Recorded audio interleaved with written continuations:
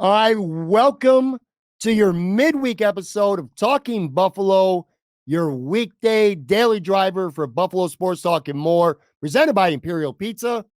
I am your host, Patrick Moran. Thank you very much, as always, for locking in. Whether you're checking us out on the audio side, Apple, Spotify, wherever you get your podcasts from, or whether you're giving us a look on the video side via YouTube. Appreciate y'all very, very much. And if you are, by the way, watching on the video side, please make sure that you subscribe, like, comment on this video. It really helps us continue to grow on the video side. But regardless of how you're consuming this podcast, thank you, welcome, appreciate you very much. This is Wednesday, recording this on Tuesday. This is your Buffalo Bills biggest takeaway week 18 edition. I've watched the All-22 game film. I've sifted through some PFF grades. I, of course, watched the game in real time, like I would pretty much assume all of you did as well on Sunday night. Going to talk about it. Got some takeaways, some bullet points that I want to get to. Maybe a quick little look here at the Pittsburgh Steelers on the premise of letting you know right now that tomorrow's episode on Thursday, I'll be joined by my buddy Anthony Marino from Buffalo Rumblings as usual, and we will preview the Buffalo Bills Pittsburgh Steelers game much more in depth. We'll have our keys to victory predictions like we've been doing every week. So that's tomorrow. As for today, like I said, pretty much Bills' biggest takeaways, week 18 edition. And I'm going to start with a little bit of honesty, and then we'll get into this episode. And I say it all the time, man. I really do. I say it's not going to be a long episode, and then it ends up being 45 minutes anyway. I am going to do my best to be less long-winded, get to the points quicker, faster, and then get out of them and get you out of here in a much more, well, not much more, but at least a little bit more reasonable amount of time. But anyway, before we talk about the Miami game and some stuff that you can get from watching film or going through the grades, I want to speak my my Bills truth right now. I guess that's what we'll call it. This is me speaking my Bills truth.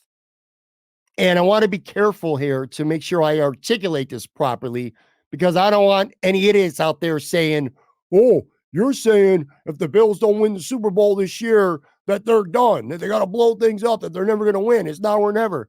Not saying that right off the bat. I'm going to throw that shit out there. Not what I'm saying at all. Here's what I am saying. The window for the Buffalo Bills to get to the Super Bowl is never going to be more open than it is right now, this moment, as things stand, as I talk to all of you. This is going to be very likely, at least anyway, their best chance. Their easiest path. All right, let's say that. Their easiest path. I have felt over the last couple of years that window is just sprung wide open. And that includes now, which is goddamn nuts to say, when this football team was 6-6, lost to Philly going into a bye and missing the playoffs entirely, was in legitimate jeopardy at that time. So wow. But here we stand today, and in my opinion, that window was open as it's been at any point in the last 2 years. You know, you go back to last year, and I felt the same thing. Going into the playoffs, the Bills, like this year, were number 2 seed. And furthermore, the way things worked out, of course, because of near tragic conditions, had the Bills beating the Bengals at home, that AFC Championship game with Kansas City, even though Kansas City was the 1 seed, would not have been in Arrowhead Stadium. It would have been on a neutral field. Can't even remember anymore. Was it Atlanta? I think it was Atlanta. Anyway, it wasn't going to be at Arrowhead. So I thought that was a perfect opportunity for the Bills to get to a Super Bowl last year as a 2 seed. Year before that, the Bills are a 3 seed. They go into Kansas City, and with 13 seconds left in the game, they got the Chiefs on the ropes. The game should have been over. If the Bills handle their business for 13 more seconds, they await Cincinnati coming to Buffalo in the AFC Championship game with a trip to the Super Bowl on the line. With Joe Burrow at the time in his first full season as a starter in the NFL. It felt to me, both those years, these last 2 years, were to some extent, here's the AFC title. Here's your trip to the Super Bowl. Here it is right now on a platter. That's the way it's felt the last couple of years. And I didn't feel that way for most of this season, as most of you didn't either. But as I record this on a Tuesday for a Wednesday audio drop, Tuesday night video drop, we're in the same boat. Maybe even more so. Because I'll tell you what, the Bills are the 2 seed with a matchup. And look, again, this isn't about saying the right thing, the politically correct thing, respect the Steelers, yada, yada, yada. My ass. Going into this past weekend, I was begging for the scenario to play out that the Bills could win their division and play the Pittsburgh Steelers in the first round. And thanks to the Jacksonville Jaguars utterly collapsing, that is exactly what happened. This is the best case scenario. And if you want to talk up the Pittsburgh Steelers like Sean McDermott's doing, be my guest. I ain't going to do it. But anyway, even that aside, you look around this conference right now, going into the playoffs, and guess what? Joe Burrow, Cincinnati Bengals, a team that has spanked the Bills the last couple of years. They smacked them in the playoffs last year. They smacked us in Cincy this year on Monday Night Football, even though the score was closer. That was a one-sided game. Probably were well on their way to spanking the Bills last Monday night last year, I should say, before what happened to DeMar Hamlin, how that went down. Anyway, Cincinnati Bengals, not even in the playoffs. Joe Burrow gets hurt. Cincinnati's not even in the postseason. And you got the Kansas City Chiefs, who are in the postseason. But that offense is a disaster, man. It's a disaster. They can't catch the football. You're probably, that's a team during the offseason, whether the Chiefs lose to Miami this weekend or whether they go on and win the Super Bowl again. Priority one is going to be getting wide receivers. They're going to get better at wide receiver. Patrick Mahomes is only 28 years old, man. They're not giving up on the passing game. They're going to get better receivers. And they got a couple young guys who will get better too. So you're catching a Kansas City offense right now that probably is not going to get any worse than it is right now this season going into the playoffs. And then you got a Miami team that the Bills have just beat. They beat them twice. The Bills own the Dolphins, man. Miami's got talent. That's splash. Make big plays. Tyreek Hill can, turn a 3rd and 13 from the 11-yard line to an 89-yard touchdown like that. He does it all the time. But that team just don't got the grind. They don't have what it takes to beat the Bills. They just don't. It takes 10,000-degree weather and a million injuries for the Bills in week 3 of the regular season to beat the Bills. Josh Allen owns Miami. And that's, that's what it is now. You got to assume at some point, Miami's going to take a look and say, listen, man, we got to get grittier. We got to get some dogs on the offensive line. We got to get more on defense. We got to be able to match up physically with the Buffalo Bills. Sooner or later, they're going to figure that out. They ain't figured it out yet. That's for damn sure. So anyway, you got them. The Jacksonville Jaguars, a team that beat the Bills handily in London earlier this year. They collapsed. They choked. Trevor Lawrence got hurt. He didn't make the playoffs. They were 8-3. They're not even in the playoffs, man. You got the Chargers. Really good team. A lot of talent. Great quarterback. Bad injuries. Bad coaching. Chargers ain't even in the playoffs. Jets are a good football team, minus the quarterback. Start of the year, they have that quarterback. 4 steps in, ain't got that quarterback no more. Done for the season, and the team was done for the season at that point. They'll be back. As much as I hate Aaron Rodgers, and I think he is a shitbag of a fucking human being, Jets are going to be back. They're going to be in the mix next year. It leaves pretty much one team, Baltimore. Baltimore is great. They really are. Lamar Jackson, as much as fans from around the league don't want to admit it, deserves MVP. He's going to win, and it's deserving. Cares about what his stats are. He's deserving to win an MVP. Anyway, he can run. He can throw. Baltimore's got weapons in the passing game. Baltimore can run the football. Guess what? Baltimore plays great defense, and guess what? They got a great head coach. Baltimore's a great team. They're a threat. But here's the thing. If the Bills do play Baltimore, won't be in a divisional round. It'll only be in the AFC Championship game. It's the only way that the Bills will face the Ravens in the AFC Championship. So roll your chips at that point. You throw them in the middle and you see what happens. It's one game. And I still like the Bills' chances against Baltimore. I don't think Baltimore's better than Buffalo, but they're certainly a great team that deserves their respect. But you got a first-round matchup with the Steelers. I mean, come on, man. You can't lose to the Steelers. I don't care that they got weapons. You know what they don't have? They don't have TJ Watt. 19 sacks, NFL Defensive Player of the Year coming in.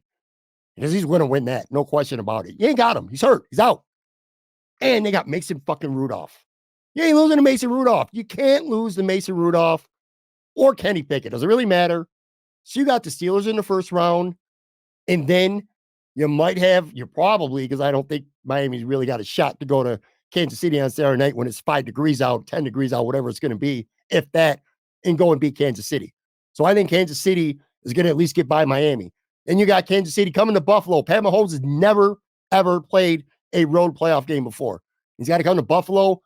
It's not a team, especially with Joe Bucks. If you watched the show yesterday, he is starving for Kansas City. He wants them so bad.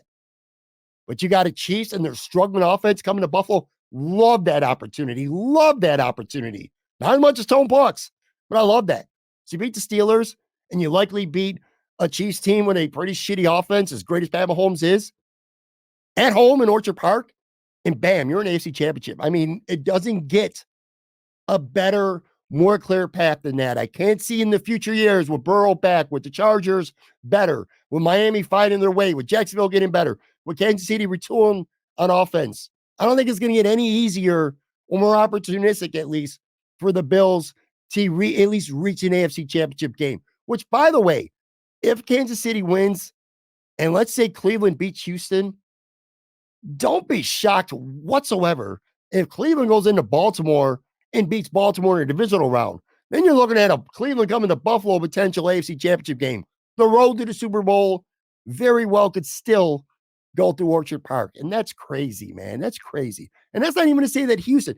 Baltimore's that type of team that, as much as I like them and I respect them, I could easily see them losing in the first round. If you got to make Lamar Jackson throw the football to beat you, and if that defense doesn't have their A game that day, they can lose. So it's right there, man. It's right there. Everything at the end of the day, despite how grim it looked, despite how gloomy a lot of content creators, including myself, or media people, fans with this football team throughout the year, the Bills at the end of the day are literally right where they want to be. So my truth is, it's not going to get any easier to get to a Super Bowl in the AFC as it's going to be this year. And one final time, that is not me saying if the Bills fall apart in the playoffs Sunday, next week, 2 weeks, that this run's over, that they got to blow everything up unless they lose to the Steelers. Because if you lose to the Steelers, you better blow some shit up. But that aside, the window's going to be open as long as Josh Allen is healthy, and as long as Josh Allen is in his prime, and as long as Brandon Beane doesn't lose his mind and get utterly negligent as general manager. This is going to be a team that year after year after year is going to be in that mix. But I just don't think you're going to get a more golden opportunity with no Joe Burrow, with Pat Mahomes having a depleted collection of pass catchers. You're just with Tua probably losing in Kansas City, and just, no grind on that team. No Trevor Lawrence in the playoffs. No Justin Herbert in the playoffs. A rookie quarterback in Houston, as good as CJ Stroud is, he's still a rookie.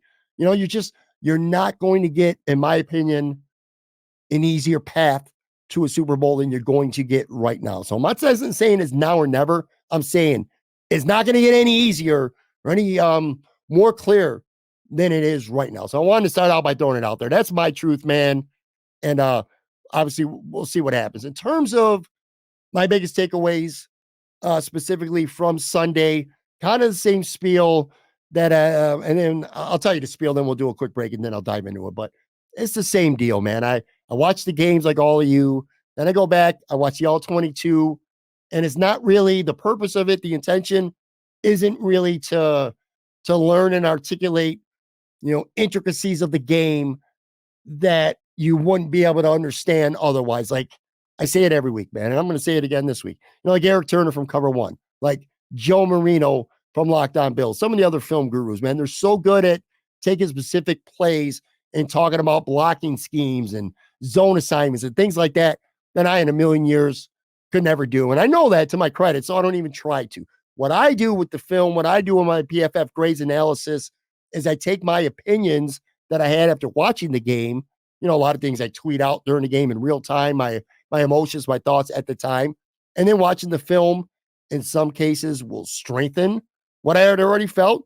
And then in some cases, it might loosen, it might change my mind. And there's actually one or two things here in my notes where I tweeted something at the time and I'm like, you know what? After watching the film, after looking at some grades and stuff, I'm like, I was wrong. I was wrong. I was wrong about Von Miller. I'll give you a spoiler alert. I was wrong about something involving Von Miller. I was wrong in lambasting during the game Bills offensive coordinator Joe Brady. I was really hard on him, by the way, Sunday Night Live tweeting during the game.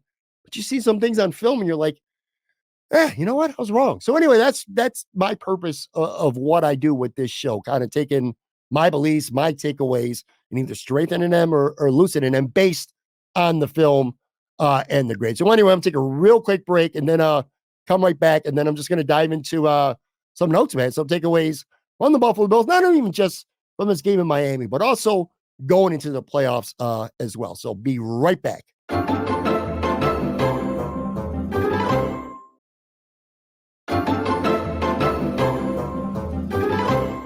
All right, I am back with my biggest Buffalo Bills takeaways, Week 18 edition. I want to start, and again, these aren't necessarily in order from this is most important now, and then the last one is the least important. Kind of just random notes that I jotted down that I wanted to share with all of you. I want to start with Von Miller, actually, because I said during the week that I thought he was done, like he shouldn't play anymore. Then on Sunday, and to my credit, yes, I am taking credit for myself. Early Sunday, once Jacksonville won against, or once Jacksonville lost, I should say, against Tennessee, and the Bills were in the playoffs no matter what happened on Sunday night. I said, you know what? If I'm Sean McDermott, I'm playing Von Miller now. Give him, you benched him last week. Let's see if that lights his ass on fire some. Give him one more chance to make some kind of impact. And if he does nothing, then his season's over. That was my feeling at the time. And maybe I could be entirely wrong. Maybe Von Miller was going to play no matter what happened in the Jacksonville game. And they had a role specific for Von Miller in that game. And it was irrelevant. And Von was going to play all along after being benched last week. But I thought he was done. Then early Sunday, I'm like, you know what? Let's see what he's got. Then during the game on Sunday, I felt like he didn't do anything. And then I tweeted again. Actually, Monday morning, I tweeted it. I said, he's done. Said he's done. It's Kingsley Jonathan season if you're going to run with the extra defensive end. I've seen what I need to see from Von Miller. He just doesn't have it. He's not willing to do what it takes to make a play, especially maybe if it comes at the expense of re-injuring himself. Maybe that's fresh on his mind. Not saying I wouldn't blame him for that. I'm just saying. But that was my thought. Then I went back and I watched the film. I'm like, you know what? I think I'm wrong. Because my thought that Von Miller's season's over with the Buffalo Bills is wrong. And here's why. When I didn't realize it when I watched the game, I had to go back and rewatch it to notice this. The Bills are up 7. Miami's got the ball. They need a touchdown. No timeouts. Quite literally for them, the game's on the line. And the final handful of plays for the game, guess who's on the field for the Bills? Von Miller. Von Miller's on the field at the end of the game for the Bills when they need to make a stop to seal a victory. And what they did on these last, at least 3 snaps, I know for sure, is they had Leonard Floyd on one edge, Ed Oliver in the middle. They pushed Greg Rizzo from edge and brought him inside, and then Von Miller was on the left end. That was their look for the last 3 plays. And on the second last play, where Tua threw the ball up and it was knocked down by Taylor Rapp, which was the play before Taylor Rapp had an amazing interception to seal the game. Von Miller actually had a nice pass rush. He rushed with one hand, and with one hand, he took the right tackle and pushed him back. And then he started stunning towards the inside, and Tua was stepping up into the pocket. And at least not just Von Miller, but it was also Ed Oliver around, kind of made Tua throw with at least a little bit of pressure. Again, throwing it to Tyreek, and then Taylor Rapp makes his play. But he was in on that play.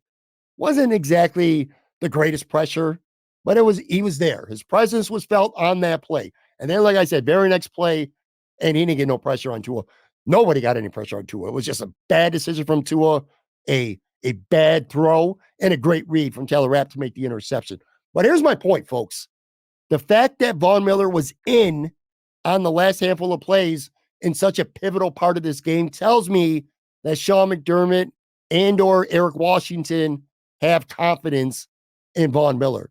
As far as I know, he's not hurt, because I would have said, well, why is AJ Epinesa not out there? The fact that Von Miller was out there and not AJ Epinesa doesn't tell me that Von's going to get more reps. He had 15 reps for the game, by the way. I think AJ had 17. Doesn't tell me that they think Von Miller's better than AJ Epinesa necessarily, but what it does tell me is that Von Miller's not done playing football for the team this year. If he's on the field at the end of the game with everything on the line, that tells me that when you line up for the playoffs, Von Miller is going to be in uniform. So that's definitely a pretty significant takeaway, at least as far as I'm concerned anyway, from that game going forward.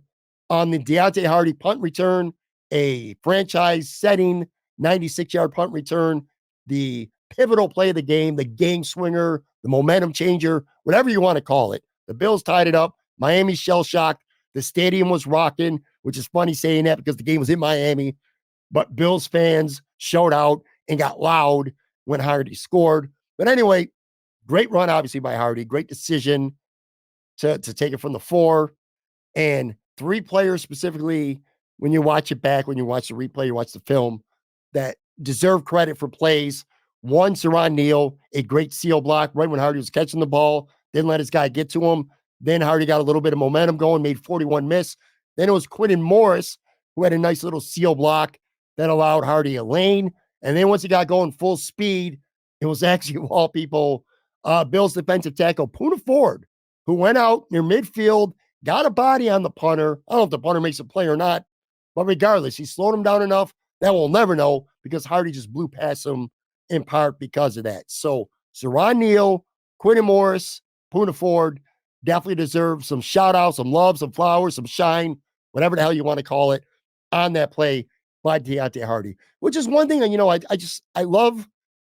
think my favorite thing about watching a film is when you see a big play, when you're watching the game by yourself, with your buddies, with your loved ones, whoever it may be, you see the play, you go nuts, you celebrate. You don't see the little things at the time. Nobody does. I don't either. You don't see the little things at the time that make the play happen. Like, you don't see the key blocks all the time. You don't see, if somebody makes a big interception, you don't always see that the double coverage rolled somewhere until you watch a film, or that the pressure came and made him get rid of the ball early, stuff like that. So I love going back, looking at a big play and discovering the unsung heroes of that play. And again, in this case, it's Neal, it's Morris, and it's Poona Ford. Another observation I have, a takeaway after watching the game, and I got to give Eric Turner specifically a lot of credit from this over at Cover One. Terrell Bernard, we all know that he's a splash player. He's been impactful as shit his first year as a starter for the Bills. I almost said Sabres, by the way. The interceptions, the sacks, forced fumbles, got a nose for the football. He's good in coverage. He's athletic. But Sunday night in Miami, he was killing Miami, stopping the run.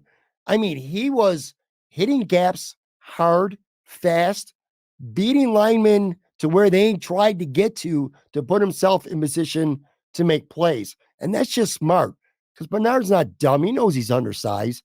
If a right guard, if a left tackle gets their paws on Bernard, it's over for him. But he's just beating guys to the ball. And I feel like every time we always freaking talk about Terrell Bernard, ultimately it'll come to some form of Tremaine Edmonds comparison, and I hate it. But, Tremaine, I mean, it needs to be said, Tremaine was bigger, actually faster too, and a good player.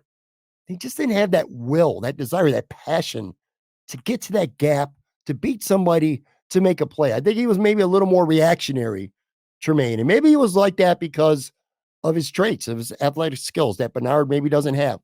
But Terrell Bernard, man, that passion, that will, that desire to make plays sticks out so much. And if you go on Eric Turner's Twitter, again, he spliced together like 5 or 6 plays. And it's fun to watch. It's just fun to see Terrell beat big linemen to the play and then finish too. He is a willing hitter and a willing tackler. Like, he will stick his face in that play. He will put his shoulder in that play. Terrell Bernard ain't trying to arm tackle nobody. Just impressive to watch, man. Really cool. I also noticed, going back watching the game, some film, that I don't know what to call it, a big nickel. Is it a big nickel? Is it a dime? I'm not sure quite what the Bills are calling it, but essentially it's when the Bills have three safeties on the field. Jordan Poyer goes to linebacker, and Dodson, well, once he got hurt, it was Spector. They come out, so Poyer's your second linebacker. Taylor Rapp plays his spot at safety, and of course Micah Hyde. So that three safeties. They did it 13 times on Sunday night, and it worked. And I got to give props, and I'm not saying anything here that you don't already know, but Taylor Rapp, man, you want to talk about a guy who, there were a lot of guys on Sunday, unsung guys, unheralded guys who you don't talk about much during the season, who have, Taylor Rapp signed as a free agent, expected potentially some pretty big things from him. Very uneventful year for him. But I'll tell you what, in the biggest stage, the biggest game of the season, Taylor Rapp came to play, man. That end of the game, two great plays. Obviously, the athletic interception, that was awesome. That ended the game. Let's not sleep on the play before that. Tua throws it up for Tyreek Hill, and Rapp knocks the ball down. If Taylor Rapp doesn't make that play, if he's a yard away and Hill gets both hands, secures that football, gets tackled, Miami's inside the 20 with over a minute left. Plenty of time to score, win the game, or tie the game, I should say. Well, Taylor Rapp, his play was noticeable. And that's what we were hoping for. We mean in the Buffalo Bills, of course, when Brandon Beane signed him. I thought Taylor Rapp was great. Again, unsung guys. Dane Jackson steps up when Rasul Douglas gets hurt.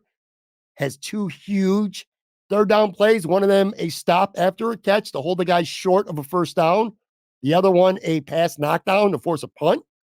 Just a great game from Dane Jackson as well. Another thing I noticed too, a takeaway, the Bills tackling, at least in this game, was really, really solid. Real solid. And that has been, if there's two real Achilles heels for the Buffalo Bills this season, in my opinion, number one is the obvious Josh Allen turnovers. And that's not, me bombing Josh Allen. Well, Josh Allen is Josh Allen. Okay, that's what I'm saying. Josh is going to make plays that no one else can, and you got to live with the bullshit that comes with it. And from time to time, pretty much every game, at least once, Josh would have a boneheaded turnover. So that's been an issue all season long for the Bills.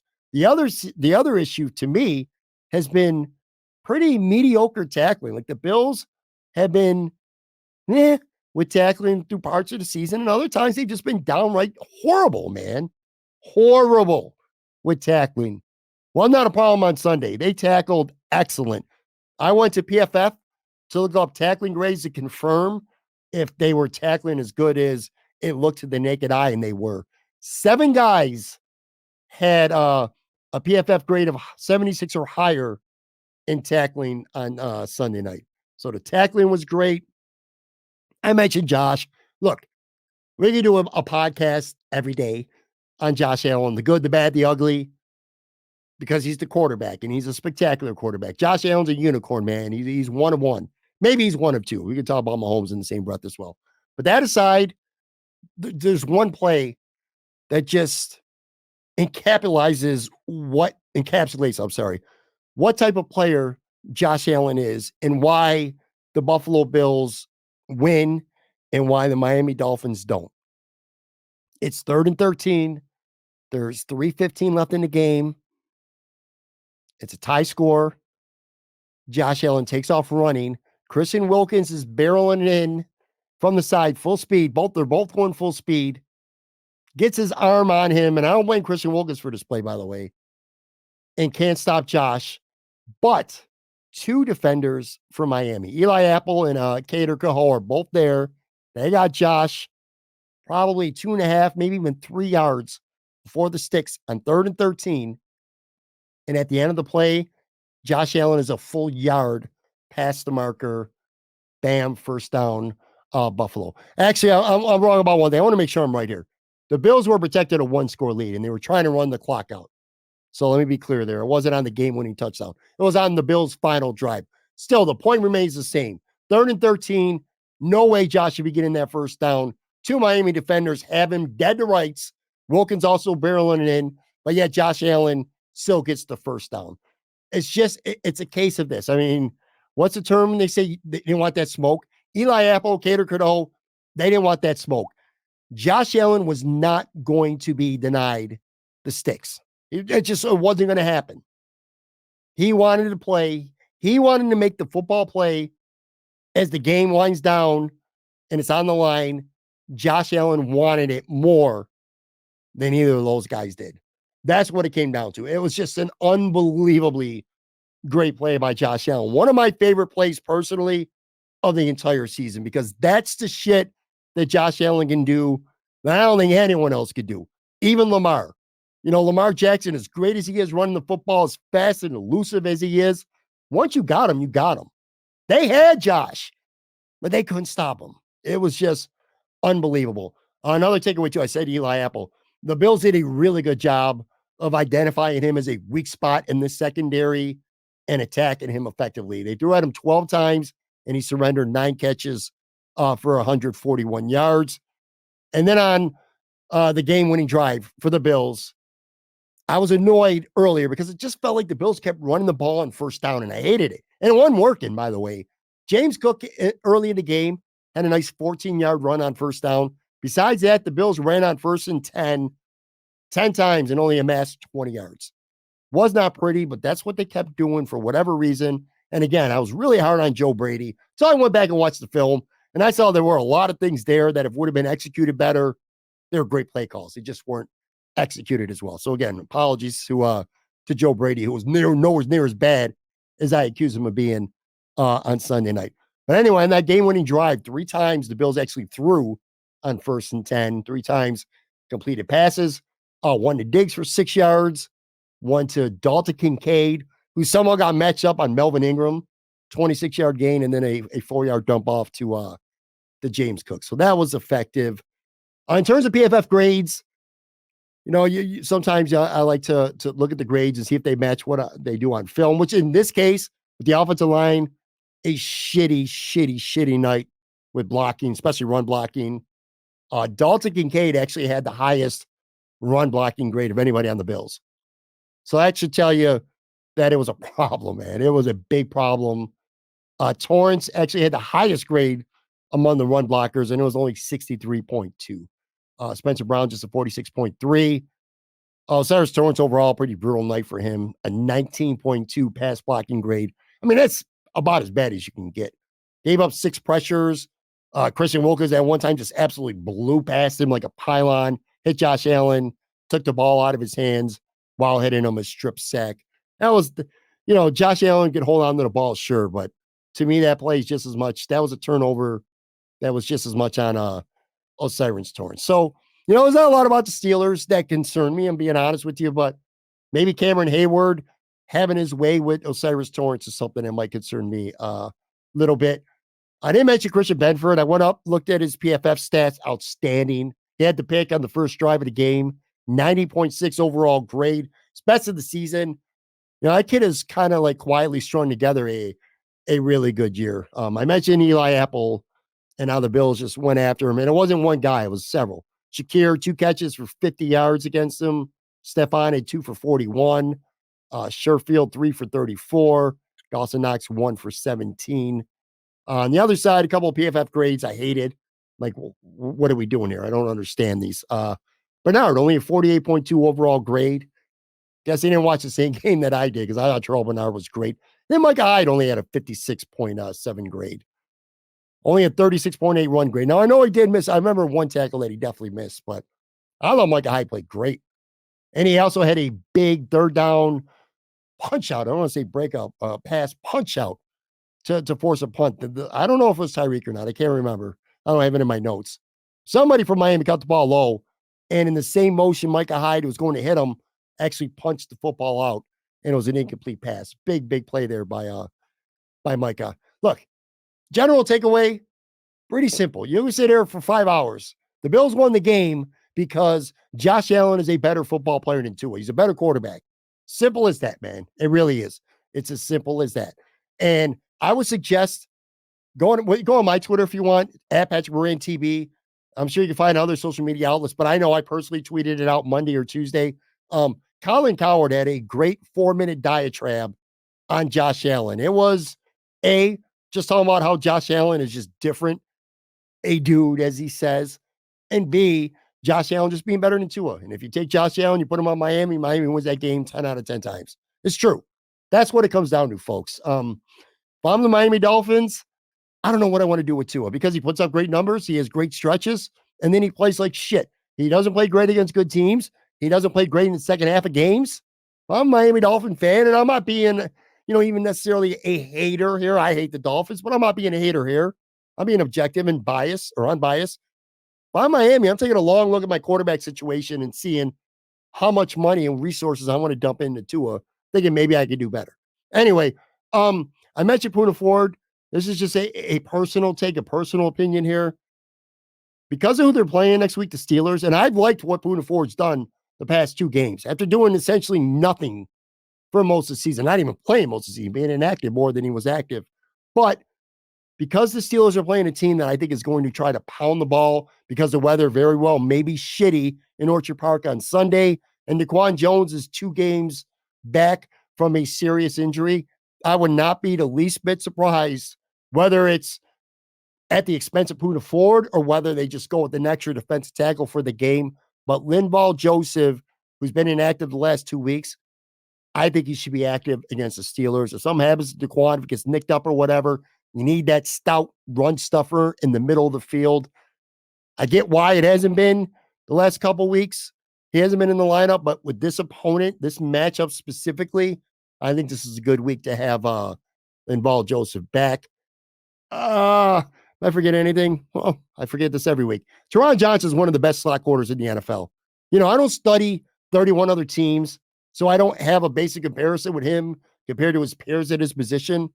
But I refuse to believe that this guy's not, at worst, one of maybe the 3 best slot corners in the NFL. Like when All-Pro voting comes out, if he doesn't at least get some serious votes, I would have a problem with that. He's just spectacular, man. He's such a good tackler, great blitzer. Even when he gives up a catch in coverage, I mean, he's right there afterwards. You don't get the yards after the catch. It's easy to take for granted how freaking good Teron Johnson is. And then the last guy I wanted to mention specifically is Dawson Knox. Good on him. He's had a couple good years, got a nice contract. Then the Bills go out and they draft a rookie tight end in the first round. And it's been a pretty shitty year, quite frankly, for Dawson Knox, who also went on IR and missed time because of an injury. But at some point, you're like, we're going to need this guy. And they did on Sunday, and he stepped up. Had a touchdown and a 17-yard catch. So good for him. I think if Gabe Davis misses time, which I think he's definitely going to at least miss the Pittsburgh game, I think you might even see more 12 personnel. And you need to be able to run that formation when you need to. So Dawson Knox at some point can't just be one of 11 guys out there. He's got to make a play or two. And he did on Sunday. So good on him. Again, in terms of Pittsburgh, I'll dive into them much more tomorrow when I got Anthony Marino with me. I'm just 10-7. I get it. I know they won 3 in a row. They beat Cincy, they beat Ed, they won the Seattle, they won there. They beat Baltimore on the road to get into the playoffs. Well, they got some help after, but they had to beat Baltimore, and they did. But I look at that. I'm like, all right, well, Seattle was an impressive win. And I watched that game, a lot of it, because I was rooting for Seattle because it was going to help the Bills at the time. But yeah, they beat Cincinnati with a backup quarterback at home. And they beat Baltimore, who literally mailed it in on Saturday. I mean, who are we kidding here? Anybody who mattered either didn't play much or didn't play at all for Baltimore on Saturday. So I just don't buy the Pittsburgh Steelers. I don't. I see the Steelers and I see a team that lost 3 in a row before that. I see a team that lost at home back to back to Arizona and New England. I mean, come on, man. I don't buy it. And again, I know they got weapons. I do. I get it. DeAndre Johnson can make a play. It can hurt you. George Pickens can turn a slant into a 70-yard touchdown if you're not careful. Najee Harris, Jalen Warren, they can certainly run the football. I get it. A couple guys on defense. They made some plays, no question. But I said at the beginning, I'm going to say it now. At the end of the day, you are playing Mason Rudolph or Kenny Pickett. Come on. And no TJ Watt. That's bigger than anything. That's bigger than anything else with the Steelers. TJ Watt can force a fumble, get an interception. He can 2 sacks. He can alter a game by himself. 19 sacks, he will win NFL Defensive Player of the Year. And he's not playing. You can't lose this game. This season, all the roller coaster, the ups and downs, it ain't ending against Pittsburgh. It can't.